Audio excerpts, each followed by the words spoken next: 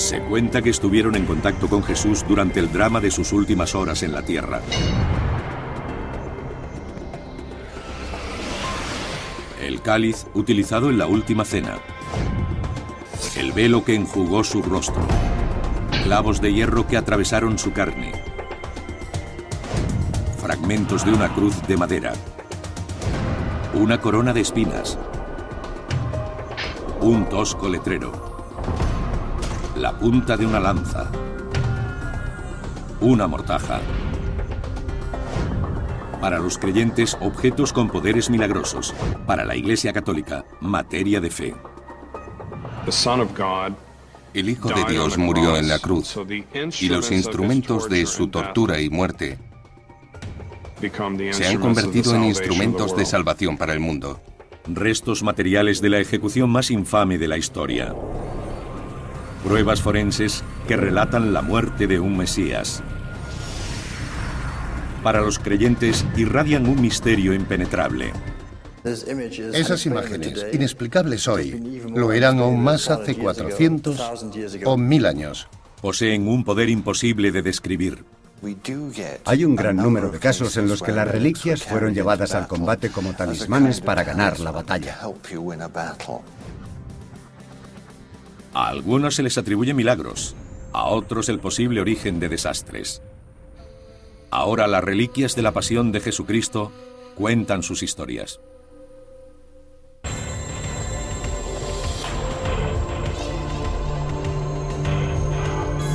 Reliquias de la Pasión. En Taxco, México, los fieles arrastran cadenas para sentirse más cerca de su Salvador, sintiendo el dolor que Él soportó. Hay creyentes que se hacen clavar en cruces. En Filipinas, los devotos cargan con pesados haces llenos de espinas y se flagelan con azotes erizados de puntas. En San Antonio, Texas, los creyentes recrean los momentos finales de su Señor. En representaciones de la Pasión y procesiones como estas, cristianos de todo el mundo anhelan comprender el verdadero significado de la vida y muerte de Jesús. Pero los devotos que buscan la conexión con Jesús no tienen por qué sufrir dolor físico y derramar su sangre. Para muchos, la respuesta aguarda en la contemplación en distintos lugares del mundo de los que creen son elementos genuinos de su brutal ejecución hace 2000 años que aún se conservan.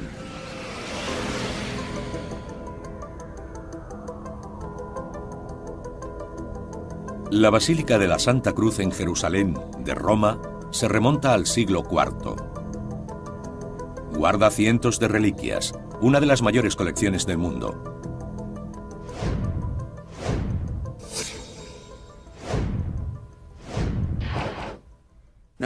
Hemos visto a personas que no habían pisado una iglesia en 30, 35 o 40 años y que se deshacían en lágrimas reconociendo su incredulidad ante el Señor. Cuando se encuentran en la capilla con esas reliquias, su fe parece revivir. Para los devotos, las reliquias de la Santa Cruz son una puerta al pasado. Al negro y lejano viernes en que Jesús fue crucificado. Y un clavo de hierro de 10 centímetros de largo y más de medio centímetro de ancho en la punta atravesó su carne. El clavo, que se guarda en una urna protectora, tiene 4 caras afiladas que convergen en una punta roma diseñada específicamente para originar insoportable dolor. No causa un dolor rápido, sino lento. Los romanos planeaban cuidadosamente el tipo de dolor que querían que sintieran los condenados. Durante siglos el clavo estuvo expuesto al aire sin protección. Los responsables de la Basílica de la Santa Cruz afirman que nunca ha sido limpiado, por lo que resulta inexplicable que no muestre ninguna oxidación. Estamos aquí desde 1651, Y desde entonces, los padres han anotado en nuestros archivos que nunca ha mostrado signos de oxidarse. Creo que eso es algo sobrenatural y divino.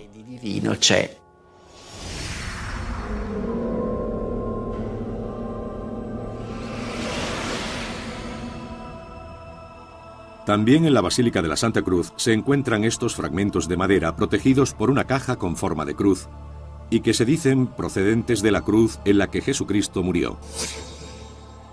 Cada uno de los fragmentos mide más de 7 centímetros de largo por 1,5 de ancho. Otras iglesias también afirman poseer trozos de la cruz y se conservan por todo el mundo más de 10.000 fragmentos. Pero Santa Cruz acoge una reliquia que los fieles solo pueden encontrar allí.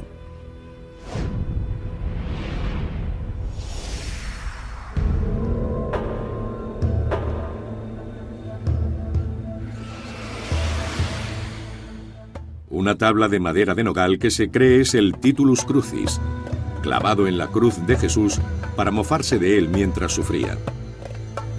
Con unos 24 centímetros de largo, 14 de ancho y 1,5 de grosor, tenía grabadas 3 frases escritas en hebreo, latín y griego.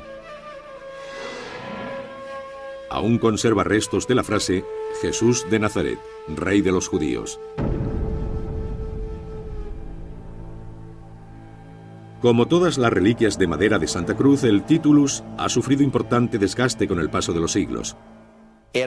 Descubrimos que era continuamente atacado por bacterias, termitas y todo ese tipo de cosas que dañan la madera.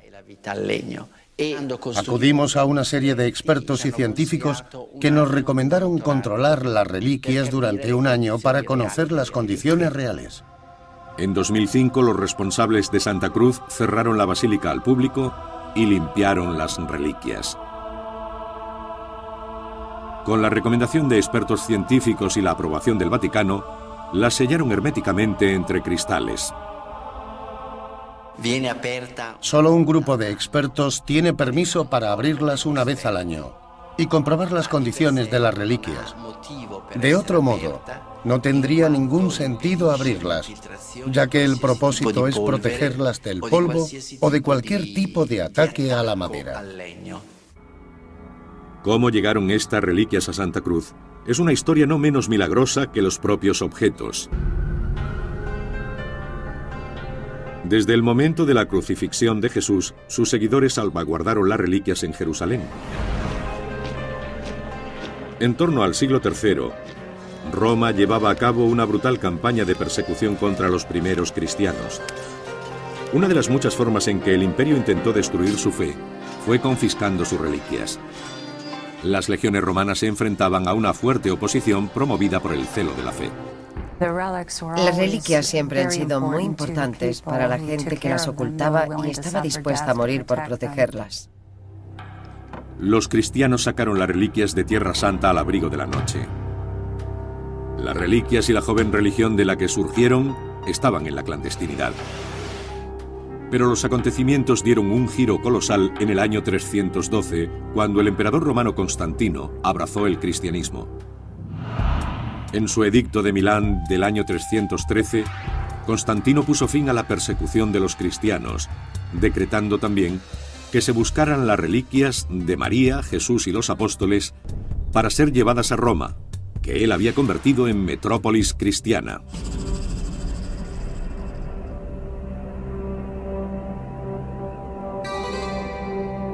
Lo que sucedió a continuación se describe en documentos del siglo V que la mayoría de los estudiosos consideran una mezcla de ficción y realidad. Según esos documentos, Constantino encargó la formidable misión a su madre, Helena, de 80 años. Su viaje por mar, desde Roma a Jerusalén, abarcaba más de 2.300 kilómetros. Los cristianos de Jerusalén sabían anticipadamente de su llegada porque la peregrinación fue muy publicitada, si es que cabía decir eso entonces. El Jerusalén que esperaba a Helena aún se recuperaba del saqueo y la profanación romana. El emperador Adriano había sofocado una revuelta y en un intento de borrar todos los referentes judíos de la ciudad, también había destruido los santos lugares cristianos. construyó un templo a Venus en el lugar donde supuestamente había sido crucificado Cristo. Tras la llegada de Helena a Jerusalén, los cristianos la condujeron al templo. Ella entró en aquel templo de Venus con el obispo de Jerusalén, Macario, y por cierta inspiración o visión milagrosa dijo: aquí es donde debemos empezar a cavar. Según la tradición literaria, encontraron no solo una cruz, sino 3. Fue entonces cuando algunos creen que las reliquias empezaron a ejercer su poder milagroso. ¿Cómo podían saber en cuál de las 3 había sido crucificado Jesucristo? Encontraron a una mujer que estaba muy enferma, le dieron a abrazar cada una de las cruces y fue curada milagrosamente por la madera de la cruz en la que había muerto Jesús.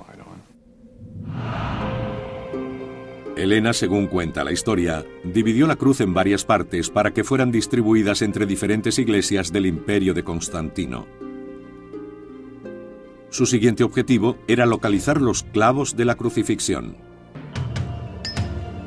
Cuenta la leyenda que empezó a rezar y los clavos aparecieron de repente brillando como el oro.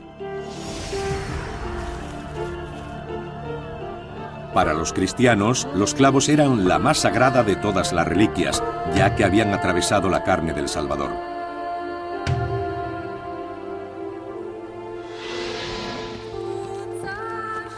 Helena esperaba que su hijo Constantino se beneficiara de su poder sagrado. Fue idea de Helena coger algunos de esos clavos y colocarlos en su casco, como una especie de protección espiritual para él. También colocó uno en la brida de su caballo.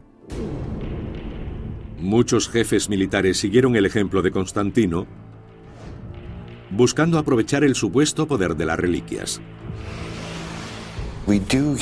Hay un gran número de casos en los que las reliquias fueron llevadas al combate como talismanes para ganar la batalla. Una especie de armas mágicas, si lo prefieren. Cumplida su misión, Helena dejó Jerusalén en el año 327 con destino a Roma, pero no sobrevivió al viaje. Algunas de sus reliquias, sin embargo, sí que lo hicieron, y fueron guardadas en su palacio romano, que posteriormente se convirtió en la Basílica de la Santa Cruz. Con el paso de los siglos, el atractivo de las reliquias de Helena nunca ha disminuido para los fieles, quienes tampoco ponen en duda su autenticidad. Y solo pueden ser genuinas si la historia de Helena es cierta, un relato apoyado por escasas pruebas. Toda la historia es sospechosa y ningún contemporáneo hace mención de los descubrimientos. Además, la historia mejoraba cada vez que era contada. Se trata de una leyenda infundada que no hay que tomar en serio. La datación por carbono 14 hecha al Titulus ha confirmado tal escepticismo. Los resultados sitúan su origen en la Edad Media. Hasta ahora la Iglesia no ha accedido a las peticiones de los científicos de analizar la cruz o el clavo. El poder de una reliquia, por supuesto, tiene mucho que ver con la creencia en su autenticidad. Tal es el caso de otra reliquia de la Pasión, considerada tan valiosa que fue utilizada como garantía de un imperio.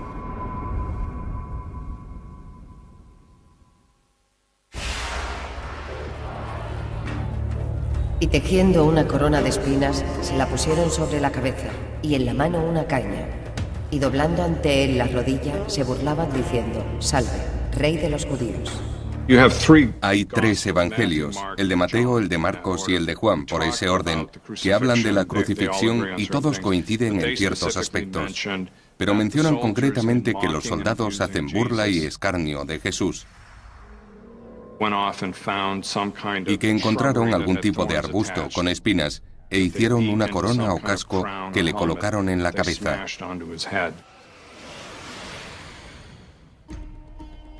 La corona de espinas es una de las imágenes más intensas y la reliquia más persuasiva de la pasión de Cristo. Aunque los evangelios nos hablan de una corona, el rastro de ese aro de espinas teñido de sangre desapareció tras la crucifixión y estuvo perdido durante siglos.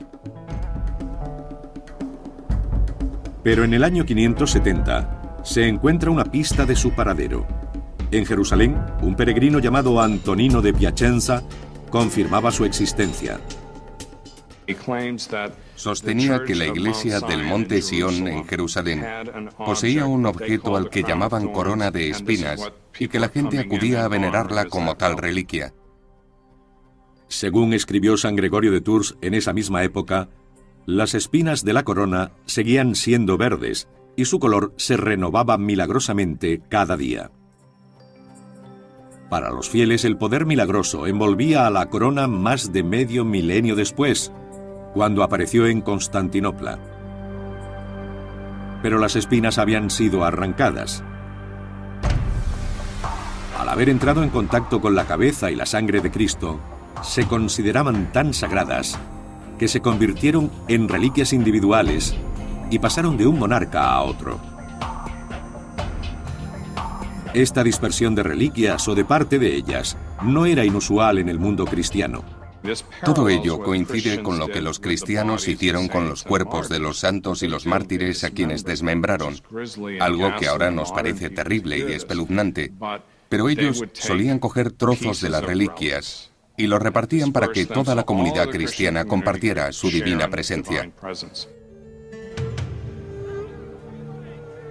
Aún así, la corona sin las espinas seguía siendo una de las reliquias más importantes de la cristiandad. Su valor era tan grande que en 1238 esta rama trenzada fue utilizada para financiar un imperio. Balduino II, emperador de Constantinopla, entregó la corona a la ciudad de Venecia como garantía de un gran préstamo. Cuando Balduino no pudo saldar la deuda, los venecianos vendieron la corona al rey Luis IX de Francia, por una importante suma que superaba la mitad del gasto anual del reino. La piedad del rey solo era equiparable a su sagacidad empresarial, y es que Luis sabía que la corona atraería a peregrinos a París. Las peregrinaciones movían mucho dinero, pero además estaba el hecho de que la mayoría de la gente era analfabeta, vivía en la pobreza, carecía de la medicina moderna y de todo aquello en lo que podemos confiar cuando estamos enfermos o tenemos miedo. Las reliquias proporcionaban un gran consuelo. Luis colocó su recién adquirida corona en la Sainte-Chapelle, o Santa Capilla, en la Ile de la Cité, en el centro de París. Actualmente la gente rica dona dinero a causas nobles y pone sus nombres a edificios. En la Edad Media, un rey como Luis IX construye una espléndida capilla a modo de escaparate de lo mejor que ofrecía el arte gótico francés.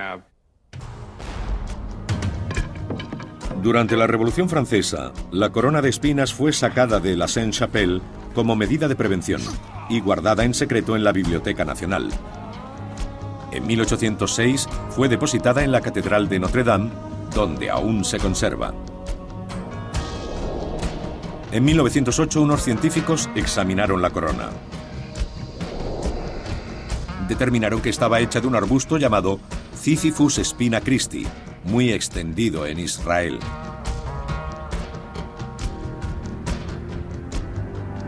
La corona sigue siendo venerada por los creyentes como un objeto de poder místico.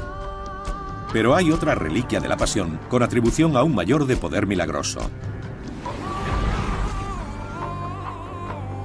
Uno de los soldados le atravesó con su lanza el costado y al instante salió sangre y agua.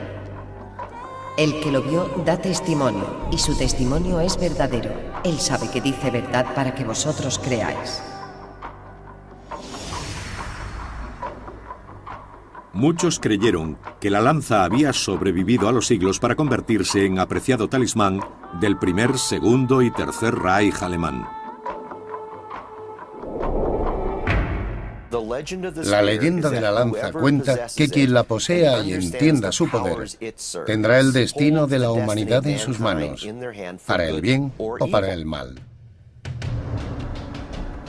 Se dice que la lanza fue utilizada por un centurión romano llamado Gayo Casio Longinos, que atravesó el costado de Jesús. Algunos afirman que se trató de un acto de piedad en un momento horrible, y que Longinos utilizó su lanza para evitar que le quebraran las piernas a Jesús. una práctica brutal destinada a intensificar el dolor y la humillación de la víctima en la cruz. Casio quería demostrar que Jesús no tenía que ser mutilado, y lo hizo clavándole su lanza para manifestar que había muerto. Los creyentes sostienen que Longinos, que apenas podía ver, fue recompensado con un milagro por su acto de misericordia. La sangre corrió por la lanza y llegó a sus manos. Él se tocó los ojos y quedó curado de su ceguera. La historia de este milagro no está en los evangelios canónicos, sino en los llamados apócrifos. Son relatos de la vida de Jesús, María y los discípulos a quienes se atribuye su autoría, que a veces entran en conflicto con el Nuevo Testamento.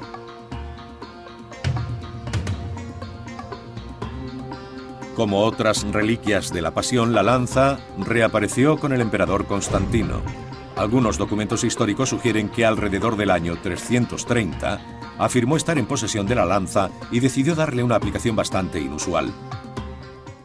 A medida que Constantino diseñaba la ciudad que se convertiría en Constantinopla, afirmaba repetidamente y en voz alta para que todos lo oyeran: yo sigo los pasos de aquel que va delante de mí. Al parecer se refería a Jesús y al hecho de que era éste, mediante la lanza, quien le indicaba cómo diseñar la ciudad, dónde situar las calles, los jardines y las iglesias.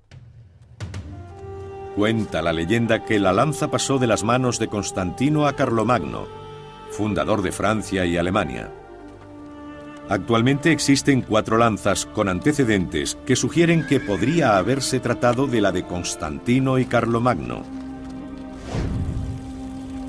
Pero la que ostenta el historial más documentado se encuentra en el tesoro del Palacio Hofburg de Viena y puede ser la más antigua.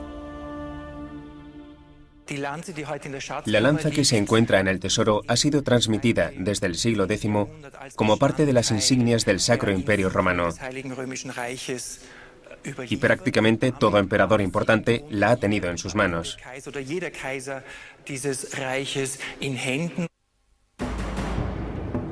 Fue esta lanza la que supuestamente atrajo la atención de un joven artista llamado Adolf Hitler. Algunos historiadores creen que cuando la contempló en 1908, encontró su destino. Tiene una especie de renacimiento mental, con visiones de una vida anterior, y la lanza le revela quién es. Hay quien afirma que la reliquia, que había sido poseída por Carlomagno y los Hofburgs, gobernantes del Primer y Segundo Reich, cayó en manos de Hitler cuando lideraba el Tercer Reich. Una serie de periodistas sostienen que la lanza fue entregada al Führer durante una cena en Viena, 4 días después de la anexión de Austria a Alemania, el 9 de marzo de 1938.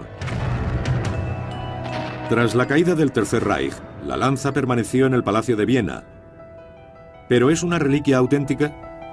En 1993, el doctor Robert Feder, metalúrgico y estudioso de la Biblia, obtuvo permiso para hacer pruebas a la lanza.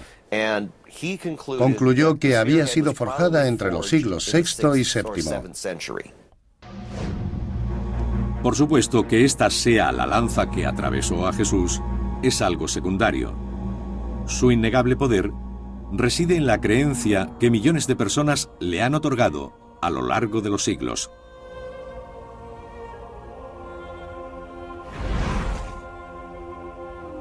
Otra reliquia de la Pasión que ha inspirado a los fieles durante siglos es un frágil lienzo que parece mostrar una imagen de Cristo y que algunos consideran milagroso. Ninguna reliquia ha sido tan venerada, hasta el punto de que la gente se echa al suelo, la mayoría llorando, lamentándose e implorando compasión. Así describió el filósofo francés del siglo XVI, Michel de Montaigne, La venerada reliquia que ahora se muestra en una iglesia del pueblo de Manopello, Italia.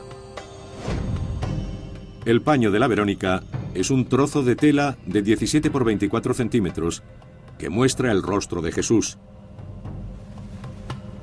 hecho de una rara fibra llamada viso, el filamento con el que se fijan a las rocas los moluscos.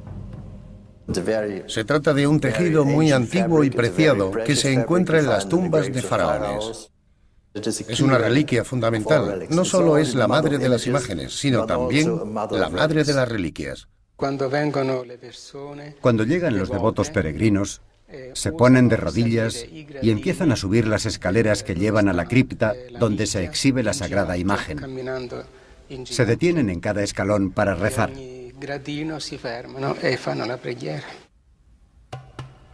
La imagen de Jesús que se muestra a los peregrinos cambia dependiendo de la luz que reciba.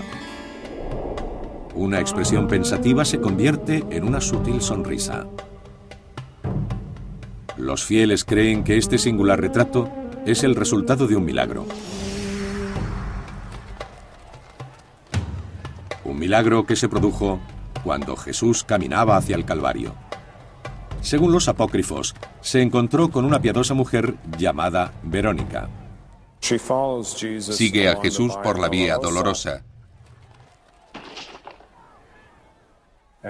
Le enjuga el rostro con su velo y su faz queda plasmada milagrosamente en la tela. Los apócrifos describen cómo el velo de la Verónica queda imbuido de poderes milagrosos. El mero hecho de tocarlo era suficiente para que los cristianos encarcelados saciaran su sed. Los ciegos recuperaban la vista y los muertos volvían a la vida. Para muchos cristianos, la historia de cómo llegó el velo a Manopello es ya de por sí un milagro. Tras los apócrifos, no hay datos escritos sobre el velo en más de 1000 años. Pero en 1297, unos documentos históricos recogen cómo el Papa Bonifacio VIII dispuso que el misterioso velo con la imagen de Jesús fuera llevado a Roma.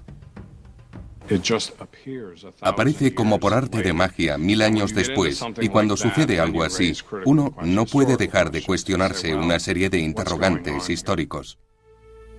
Durante más de 2 siglos, la jerarquía eclesiástica guardó el velo en la Basílica de San Pedro. Pero poco después de 1506, cuando se reedificó la basílica para convertirla en el magnífico edificio que hoy conocemos, el velo desapareció. Localizarlo se hizo muy difícil porque los artistas, motivados por su piedad o para obtener beneficio, empezaron a pintar copias por toda Europa. En 1629 el Papa Urbano VIII ordenó la destrucción de todas las reproducciones. Emitió un edicto en el que ordenaba la entrega de todas las copias del velo de la Verónica, excomulgando a aquellos que se negaran a hacerlo. En 1660 el velo que hoy es venerado como auténtico por muchos cristianos apareció en Manopello. Según la tradición, la imagen llegó aquí de forma misteriosa. Un peregrino llegó con un paquete que contenía el velo con la sagrada imagen y se la entregó a un médico. Tras entregarlo, el peregrino desconocido desapareció y no volvió a ser visto. Por ello se argumenta que podría haberse tratado de un ángel.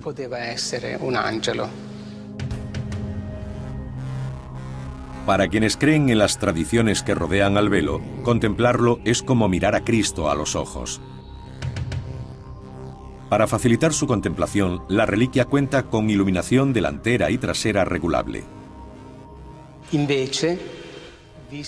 Cuando se ilumina la imagen por detrás, se pueden ver las heridas como si aún siguieran abiertas, sangrando y con una sombra alrededor.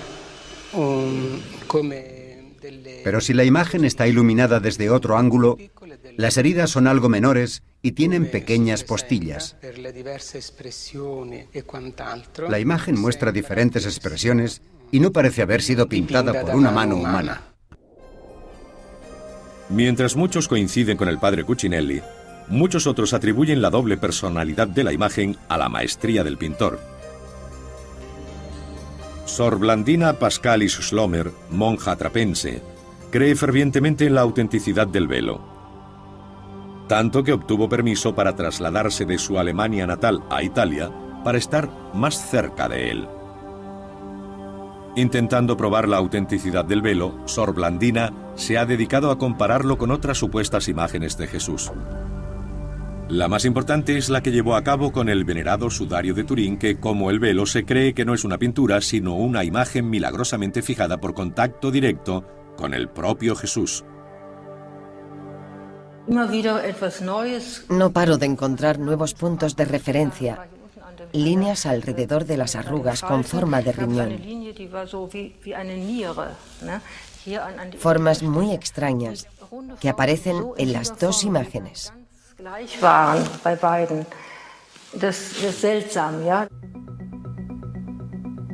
Pero ¿hasta qué punto encaja la imagen del velo con la del sudario? El Dr. Todd Fenton es uno de los especialistas forenses en sobreimposición fotográfica más importante de Estados Unidos. Esta técnica suele utilizarse para comparar la imagen de una cámara de seguridad de la escena de un crimen con la foto de carné de un sospechoso. El Dr. Fenton utiliza esta técnica para comparar proporciones faciales entre las imágenes del velo de la Verónica y el sudario. Colocando las imágenes una al lado de la otra, compara 4 puntos principales: la línea del labio, la punta de la nariz y los bordes de los ojos. Cuando alinea los ojos, descubre que las proporciones de las líneas del labio y la nariz no coinciden. Hay grandes diferencias en sus proporciones, porque el rostro del sudario y el del velo de Verónica no coinciden en esos puntos, por lo que tengo que descartar que esas dos imágenes sean iguales. Si el análisis de Fenton es correcto, el velo y el sudario no representan al mismo hombre. O al menos uno de ellos no muestra una imagen auténtica de Jesús. Pero la ciencia forense rara vez altera la fe de un corazón creyente. Para mí, la prueba de que se trata realmente de Jesús es que nos da paz. He conocido a gente que decía, ¿lo habéis visto sonreír? O parece enfadado. Me refiero a que tienen una relación muy personal, como si fuera parte de su familia. Otra reliquia de tela espera a los devotos en una ciudad española. Y se dice que estuvo sobre Jesús cuando se levantó de entre los muertos.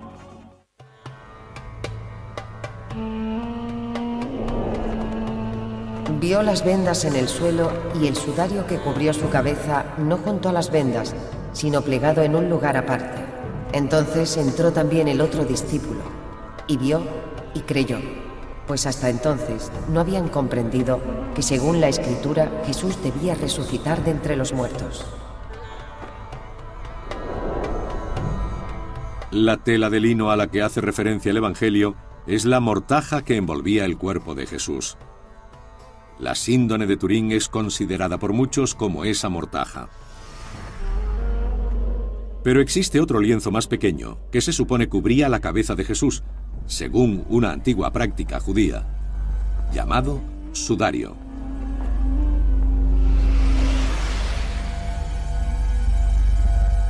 Muchos creen que la tela conservada en la Catedral de Oviedo es el sudario que envolvió la ensangrentada cabeza de Jesús. No se menciona durante el relato del enterramiento de Cristo, pero sí en la mañana del domingo de Pascua, cuando encuentran en la tumba un gran trozo de lino y al lado otro más pequeño, un sudario. El sudario de Oviedo mide 86 por 53 centímetros y muestra marcas simétricas que muchos consideran heridas sangrantes. La simetría de las marcas indica que la tela fue doblada por la mitad. El historiador Mark Guskin hace referencia a algunos detalles encontrados utilizando una réplica del sudario. Lo que podemos ver aquí, en las manchas principales, es que tiene un paralelismo evidente, porque la tela fue doblada por la mitad.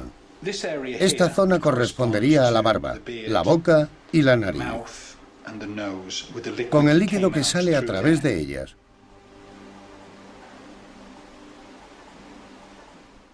Estas manchas corresponden a la zona de la frente, de cuando el cuerpo yacía en el suelo. Estas de aquí son de sangre, que emanó en vida de heridas provocadas por objetos afilados y perfectamente compatibles con una corona de espinas. Si se colocan sobre las manchas correspondientes de la síndrome de Turín, la disposición es idéntica. Tras la desaparición del cuerpo de Jesús, los historiadores creen que sus mortajas pasaron a manos de quienes querían preservarlas. Y como sucede con otras reliquias de la Pasión, las referencias históricas sobre el sudario no comienzan hasta siglos después de la crucifixión. El primer relato es de Antonino de Piacenza.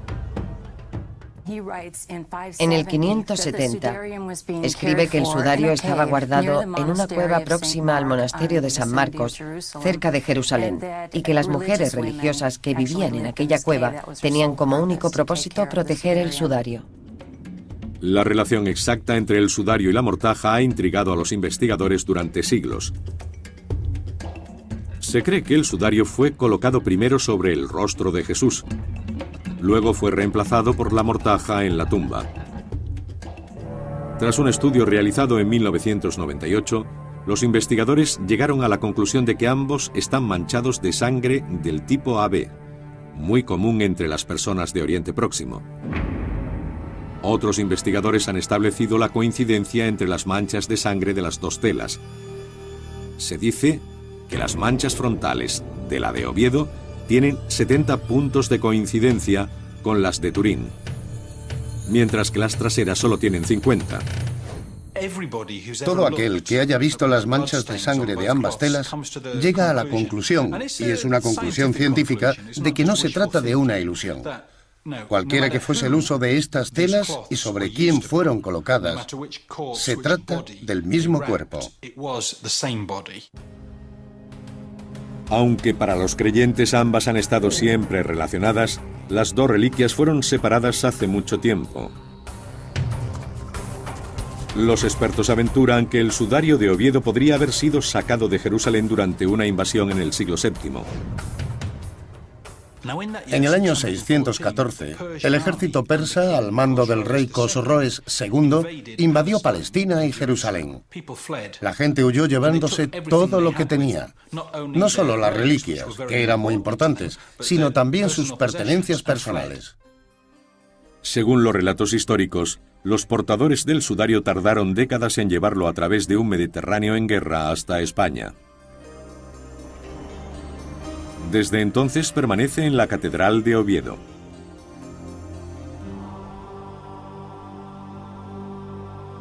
Los científicos que le han hecho la prueba del carbono 14 establecen sus orígenes en el siglo VII. La sábana de Turín fue sometida anteriormente a la misma prueba y se fechó 700 años más tarde. A pesar de los resultados, los creyentes siguen apuntando a una cadena intacta de documentos que detallan el traslado del sudario desde Jerusalén hasta España. Hay que creer la historia del sudario de Oviedo, se sea cristiano, budista, musulmán o ateo, porque está amparada por una serie de documentos. Como ocurre con todas las reliquias de la Pasión, la verdad cambia dependiendo de si uno es creyente o escéptico. Esas mismas perspectivas se aplican a otra reliquia con traslado documentado desde Jerusalén hasta España. Una reliquia que ha inspirado leyendas, búsquedas vehementes y batallas. El Santo Grial. Es la más legendaria de todas las reliquias cristianas. Su historia es misteriosa y su capacidad para fascinar innegable. Es el Santo Grial, el cáliz sagrado utilizado por Jesús y los apóstoles en la Última Cena. Hay dos cosas que se mencionan y que estaban sobre aquella mesa.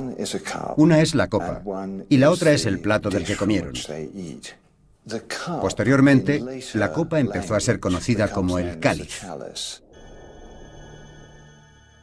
La reliquia, según los creyentes, fue guardada por San Pedro en Tierra Santa. La tradición sostiene que San Pedro llevó la copa a Roma y que la utilizó para oficiar misa. Cuando murió, se la pasó a sus sucesores y fue usada por los primeros papas hasta San Sixto II en el año 258. Pero la persecución cristiana, que comenzó en el año 250 bajo el emperador Valeriano, obligaba a la entrega de todas las reliquias al gobierno romano. Según la tradición, el Papa Sixto II había entregado el cáliz a su diácono San Lorenzo, y este no estaba dispuesto a dárselo a los romanos. En aquella época había un soldado español en Roma a quien San Lorenzo entregó el cáliz con instrucciones de llevarlo a su tierra natal. Es entonces cuando la historia del Grial se consolida debido a una proliferación de relatos derivados de la tradición oral y que mezclan realidad y ficción. Las historias se contaban por la noche, narradas por poetas, y eran relatos sobre gente de fe. Caballeros que luchaban para rescatar Tierra Santa. Algunas de las historias más populares fueron recogidas y mezcladas con leyendas célticas y germanas por Sir Thomas Malory. Publicadas en 1485, narraban cuentos románticos del rey Arturo y los caballeros de la Mesa Redonda. Según Malory, cuando la famosa espada apareció en la piedra, Sir Galahad, hijo de Sir Lancelot, fue el único caballero, además del propio Arturo, capaz de sacarla. Por ello fue elegido para emprender la búsqueda del Santo Grial. Lo encontró tras años de lucha y penalidades, y murió después de alcanzar el objetivo de su vida. Otra historia del Grial lo coloca en manos de una sucesión de monarcas españoles hasta Alfonso el Magnánimo en 1428. El problema era que solía ausentarse debido a sus campañas militares. Necesitaba dinero para sufragarlas y acudió a la Catedral de Valencia para solicitar un préstamo. Los clérigos accedieron con la condición de que entregara el Santo Grial en garantía. Así lo hizo y al no pagar se encuentra allí desde entonces. El Santo Cáliz de Valencia mide 17 centímetros de altura, incluyendo la base. La copa, hecha de ágata, tiene un diámetro de casi 9 centímetros. Esa parte superior de ágata coincide con la descripción que San Jerónimo hizo de la copa utilizada por Jesús para la institución de la Eucaristía. Es la única parte que pudo estar presente en la última cena. El resto de la copa, con sus inscripciones en árabe, debió ser añadido posteriormente. Otros griales también proclaman su autenticidad. Bueno, es importante tener claro que, aunque a veces se dice hay muchos cálices, ¿por qué tendría que ser este? Lo cierto es que es el único objeto que reclama ser realmente el Santo Cáliz. En ocasiones se ha dicho que existen otras supuestas reliquias en otros lugares, por ejemplo, el Sacro Catino de Génova. Pero hay que tener en cuenta que estos otros supuestos santos cálices, ninguno resiste el más mínimo estudio histórico. Una credencial que haga que esos cálices se puedan oponer al nuestro de Valencia. Mientras algunos debaten la autenticidad de cálices concretos, otros apuntan a que el Santo Grial ha evolucionado tras siglos de leyendas y tradiciones hacia algo mucho más importante que un objeto material. El Santo Grial es un símbolo de búsqueda, de la búsqueda de la fe y de Dios, no solo un mero objeto. Para muchos esa búsqueda continúa. Sean auténticas o no las veneradas reliquias, nuestra fascinación por ellas parece demostrar la profunda necesidad humana de encontrar su conexión con lo divino. Puede que las reliquias sean testigos de la historia o simples invenciones, pero su poder es innegable. Y si no existe ese poder en los propios objetos, ciertamente, se halla en las mentes de los fieles.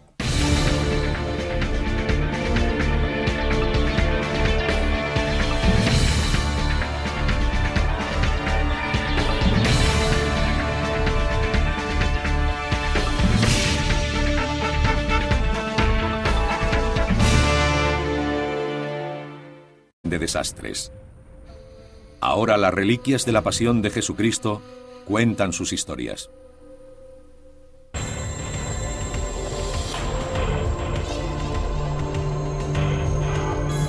Reliquias de la pasión. En Taxco, México, los fieles arrastran cadenas para sentirse más cerca de su Salvador, sintiendo el dolor que Él soportó. Hay creyentes que se hacen clavar en cruces. En Filipinas, los devotos cargan con pesados haces llenos de espinas y se flagelan con azotes erizados de puntas. En San Antonio, Texas, los creyentes recrean los momentos finales de su Señor. En representaciones de la pasión y procesiones como estas, cristianos de todo el mundo anhelan comprender el verdadero significado de la vida y muerte de Jesús. Pero los devotos que buscan la conexión con Jesús no tienen por qué sufrir dolor físico y derramar su sangre. Para muchos, la respuesta aguarda en la contemplación en distintos lugares del mundo de los que creen son elementos genuinos de su brutal ejecución hace 2000 años que aún se conservan.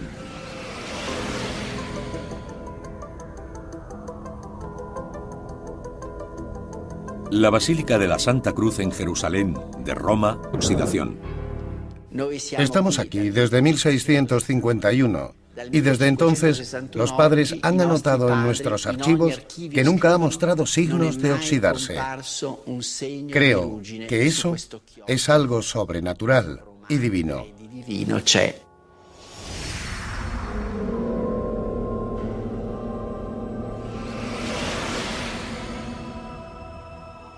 También en la Basílica de la Santa Cruz se encuentran estos fragmentos de madera protegidos por una caja con forma de cruz y que se dicen procedentes de la cruz en la que Jesucristo murió. Cada uno de los fragmentos mide más de 7 centímetros de largo por 1,5 de ancho. Otras iglesias también afirman poseer trozos de la cruz y se conservan por todo el mundo más de 10.000 fragmentos. Pero Santa Cruz acoge una reliquia que los fieles solo pueden encontrar allí.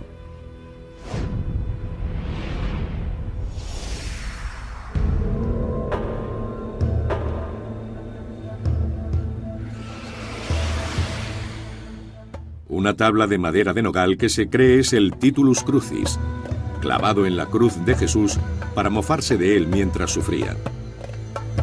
Con unos 24 centímetros de largo, 14 de ancho y 1,5 de grosor, tenía grabadas 3 frases escritas en hebreo, latín y griego. Aún conserva restos de la frase Jesús de Nazaret, Rey de los Judíos. Se remonta al siglo IV. Guarda cientos de reliquias, una de las mayores colecciones del mundo.